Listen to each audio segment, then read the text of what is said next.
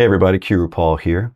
In today's video, I'm going to be giving you 5 tips to help you be more conversational in Spanish. Number 1 on the list is to learn Spanish in chunks or plug and play phrases. Well, not or, and, there's different options there. Instead of individual words. Now you're going to be learning some individual words as well, but you want to learn these little chunks and sentence starters and things you can pop together because it's going to help you have a real conversation without being like, okay, one word. That's not going to work. If you want to know how that works, that's how my entire Spanish Master Program works. Pop over to the playlist, watch the first few. You're going to love it. All right. Number 2 on the list, and this is very important, you have to train for conversations every single day. Now it can be 10 minutes, okay? 30 minutes is great, but 10 minutes is fine, but every single day. You get people all the time and they're studying Spanish, sometimes for years. And, they're pretty good. They can read it. Can they speak it? They can come up with sentences. They can understand people. But when an actual conversation comes, they go, and they get frustrated. Does that sound familiar?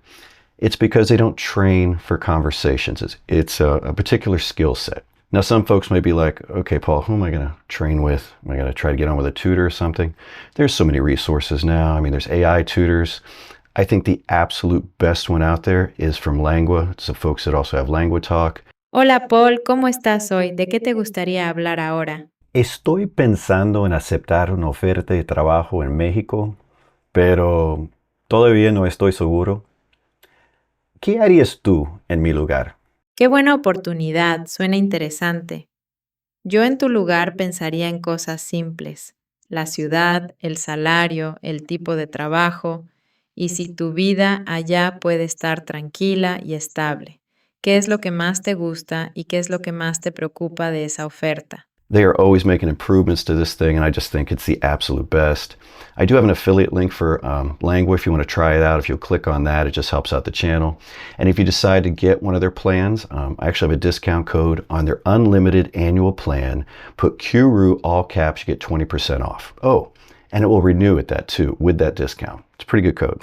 Number 3 on my list is do not come up with the entire sentence before attempting to speak. And I know you're doing it because we all do it. The conversation's going on and we're like, okay, thinking what I've learned, I'm trying to come up with my sentence. I missed my opportunity. Or my sentence got too complex in my head and I couldn't remember the beginning of it and I went, tengo que, and I got nothing. That's why it's beneficial to learn Spanish in chunks and to practice it every day. So you get in the habit of building these sentences as you go. Start the sentence with some kind of a sentence starter.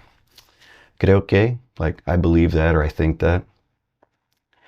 En cuanto a lo que dijiste sobre el incidente de ayer, in reference to what you said about the incident from yesterday, see, I'm building this as I go. I didn't have this whole thought in my head, That is really a big key to being conversational in Spanish. And that brings us to number 4, and that is to speak very deliberately.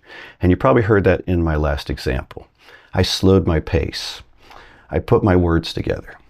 Think about when you're saying something to someone in English and it's very important. When you're choosing your words carefully. You do the same things, right? You slow down. I think that we should reconsider that's how you should speak Spanish. When we first start learning, for some reason, we all want to sound like, we're a Spanish-speaking auctioneer.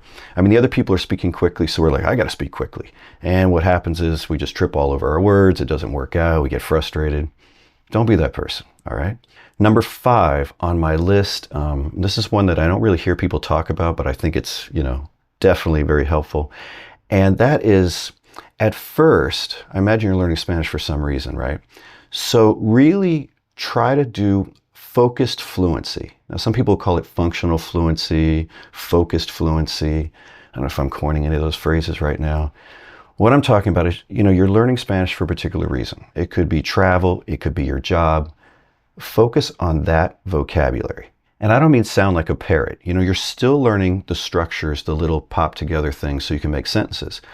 But the vocabulary you're using is very, specific to why you want to learn Spanish. So you're popping those in.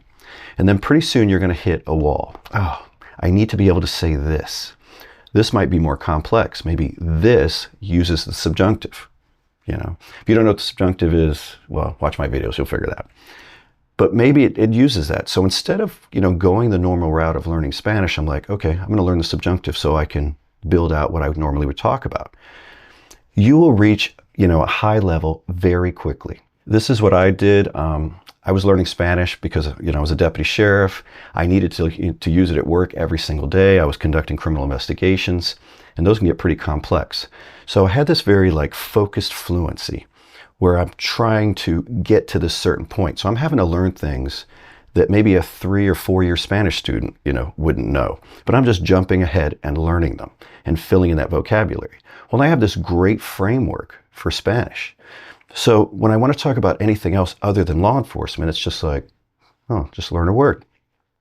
Pop it in. Okay, now I can talk all about it. If you think about people you may have met, especially English speakers who can speak Spanish well and learned it on their own, most of them, you've probably found, at least I found, learn it for a specific reason, usually work-related. Folks who are in law enforcement or construction or restaurant industries, they're speaking Spanish all about those things, all right? So, focused fluency. Well, there you have it. It's just 5 quick tips to start your day. I hope you start working them into things. If you enjoyed the video, just do me a favor and give it a thumbs up. And until next time, hasta luego.